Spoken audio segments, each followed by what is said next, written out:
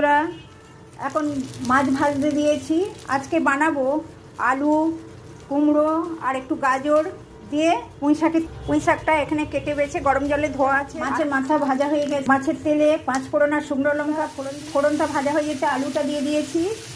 আলুটা একটু ভাজা হয়ে যেতে এই যে পেঁয়াজ কাটাটা দিয়ে দিলাম, দুটো মাঝারি সাইজের পেঁয়াজ। এখন কুমড়োটা আর গাজরটা দিয়ে দিলাম। এখন নেড়ে চাপা দিয়ে রাখবো।